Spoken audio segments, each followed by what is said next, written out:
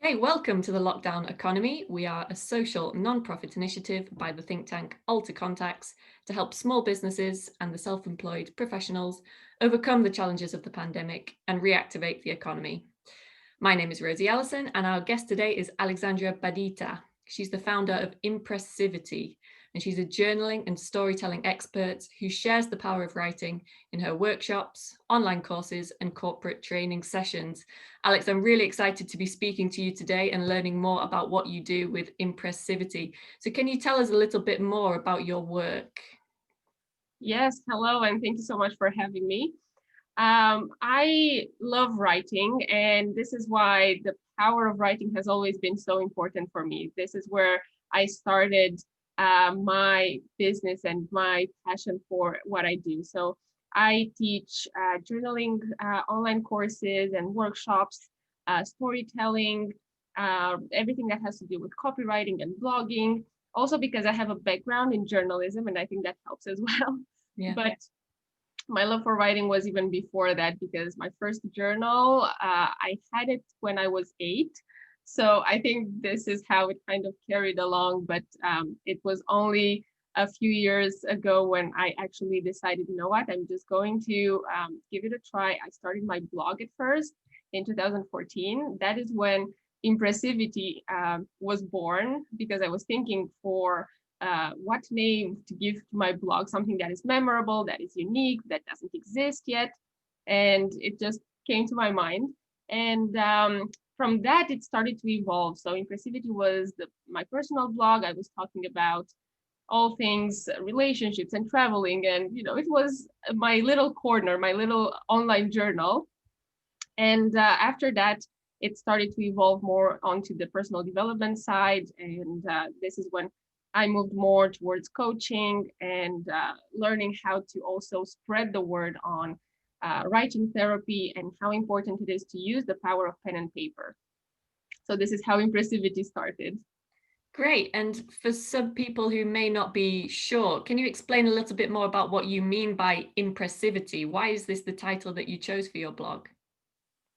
Yeah, so at first it was more about sharing impressions. So this is basically what was the root of it, but it kind of evolved. And now what I love to talk about is how we can impress ourselves. And basically, my motto is impress yourself every day. Because we do so much with trying to impress other people. We are trying to align with what others are saying. We're trying to be people pleasers, when instead we forget that actually we need to first be proud of ourselves and we need to impress ourselves.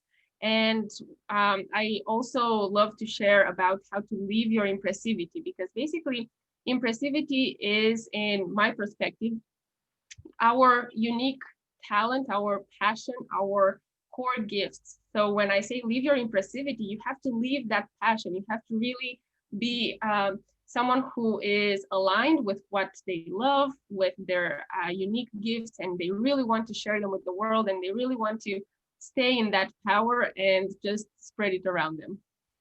Brilliant. Yeah, and I think that's a great message, particularly during these very difficult times. You have to get back to what you love because times are hard. And if you're not enjoying what you do, it can be even harder.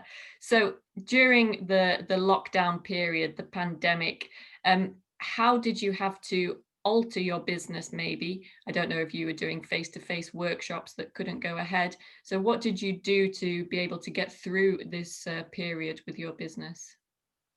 So actually, at the beginning of last year, I had planned workshops and events all the year through to July. So my agenda was fully booked, and I was so excited, so happy, because I was going to go around not only in other cities in Romania, but also in other countries. And I was going to travel a lot. And then March came and my agenda went blank, nothing there. And of course, it was really difficult because I didn't know what was going to happen. And just like everyone else, I was feeling anxious and I didn't know what to do. And the first thing I remember, that I was going through an online course that I was reading on journaling and journal therapy, because I always love to brush up my skills of what I'm teaching. And I was reading there something that said journaling is really powerful for relieving anxiety. And that clicked because I said, well, if I'm feeling anxiety, I'm sure that many other people are feeling this as well. So my first step was to put out free webinars for journaling for anxiety and to share tips on how we can use the power of pen and paper, which is really simple, but it can be very difficult when we start thinking about, it's our mirror of our emotions. We want to write it down, but we don't really know how. So I was doing these webinars online. And from there, I started to see that people are interested. They want to know more. They feel that they need a refuge, somewhere to find information on how to deal with this situation that we were all going through. So I started a private group on Facebook where I was teaching the practices that I was using myself: meditation, journaling, and dancing. Now, I I had started teaching dancing back in 2019. I got my Zumba instructor certificate in September 2019, and I was just, starting to teach classes and to do events locally, and I was trying to prepare for doing bigger events. And then, of course, when this happened, I was like, oh my God, how can I bring dance into this space?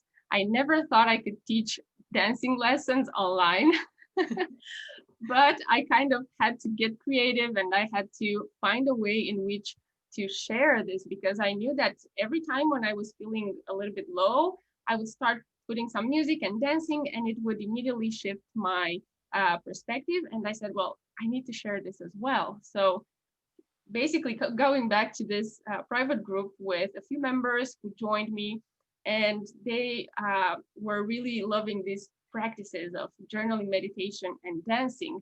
So this is how we started, and then it kind of grew and it kind of evolved. It turned into a membership group, and it was really, really nice. So that was one thing. And of course, then all the other workshops and events that I had planned, I started to restructure them and put them in an online format. And at first, people were really resistant because they felt they wouldn't get the same results when we did that online. But slowly, we started to work on it, and the restructuring was, it took a little bit of time, it took a little bit of feedback, and then we got to a really good format. So yeah, basically I moved everything that I was doing in person into the online space. And to be honest, I think that it wasn't that difficult because I was used to teaching online since my business is global and I can't always travel to all the places. So it was challenging in the sense that, I had to find ways to make it compelling and catchy, but at the same time, it was something where I was feeling comfortable to teach online. Brilliant. It's really great to hear how you've not only helped and stimulated your own business, but I think probably helped an awful lot of people who, like you said, are going through a lot of stress and anxiety and really need that kind of release that can be found in journaling, but also in dance. I think those two really go well together. And so what kind of feedback have you had from this kind of expansion in your business? What have your clients been saying? Yeah, it was really interesting because it was something new for me as well. I was teaching these practices in a completely new way. And, I knew that these pillars of self-expression are really important for me, with body, mind, and soul, meditating and dancing and journaling. And I was curious how this unique approach would actually help them. And the feedback was incredible. Like, everyone was really into it. They were saying how much it helps them, how much it motivates them to get out of bed, and how they set aside time to actually do these practices, and it just lifts their spirit up. And that was actually the whole purpose. That was my intention all along, to just give them a little bit of something to look forward to, something that gets them out of bed and forget that they're locked inside the house, because I was locked inside the house as well. And, I was trying to figure out how to do dancing and everything that's crazy in a very small space in my home. but I know that, we have to just adapt and find solutions all the time. So yeah, the feedback was really good, and unexpectedly, because it was something new and unique. Sure. And what about your outlook for the next few months? Are you going to continue doing similar things, or do you have new ideas in the pipeline? Yeah, so I'm going to now I'm going to restructure this membership with these practices, and I'm going to look at it because now I'm going through a phase of rethinking all of this and how to bring it into the next level. And so yes, that will come back in the next few months. Now I'm focused a lot on doing online courses, online trainings. I think now corporates are really more looking into what it means to provide wellness practices and well-being for their employees, especially because they're working from home and it's stressful, and they don't have that same connection. So I think now, because at first I used to find it very difficult for some companies to see the value of teaching soft skills, and it's really valuable to teach them negotiation and sales and marketing and all of these skills, which is great, but at the same time we need to balance it with some soft skills, with emotional intelligence, with how to keep their well-being. So I'm seeing more openings on that side, and they're more open to talking on that. And yeah, now I'm focused a lot on also teaching more and offering more value in terms of journaling, because I also launched my physical first product, a journal that supports people to actually enhance this practice of journaling. So, this was exactly my intention all along. And I think that last year, having more time at home and more time to be creative, it gave me the space to actually sit down and finish this product. So I launched it in December, and now I'm super excited because it comes exactly as a complementary tool for everything that I teach in terms of writing and journaling. Well, it sounds like you've got a lot of exciting new projects in the coming few months, and I wish you the best of luck with them. But as always, with a small business, there are things that you need help with, and so we always finish here on the Lockdown Economy asking our guests if you could name 3 things that in the current period you need help with. What would they be for you? I think it's always something that is important for all businesses to have a broad reach and to get to as many people as possible. So for me, and this is something that I'm currently working, and I have been working ever since I started my business, to try to reach more and more people. And, this is just by spreading the word. And if people who hear this story, or if they find me on social media and they want to share it with just one other friend, or tell them, look, I found this nice journaling exercise, then for me, that's really wonderful. I think that would be, I'm trying to remember, this is actually, I think, for any business, any small business, what we want. We want, to reach as many people as possible and to make an impact. Definitely, that's the key one. And to anyone watching, to remember as well that one share, one like, one comment on social media can really go a long way to small business owners.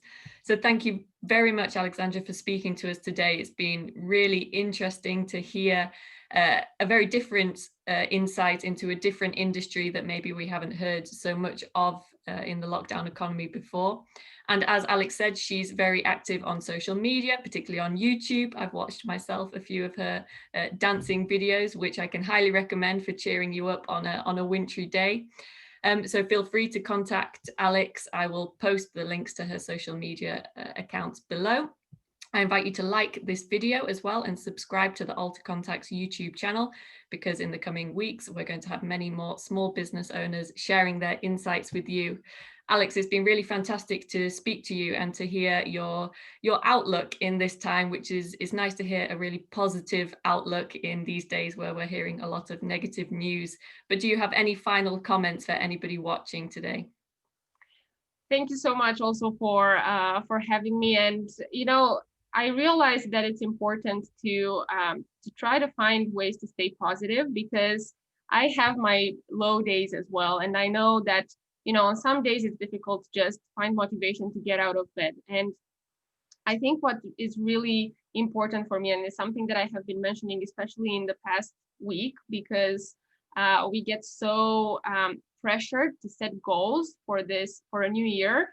But it's important not necessarily to have hard goals and hard deadlines, especially now in 2021 when there's still uncertainty around us, but to have a vision of how we want to be and how we see ourselves in 10 years time, in 5 years time, so that we actually strive for our best, healthiest, happiest selves.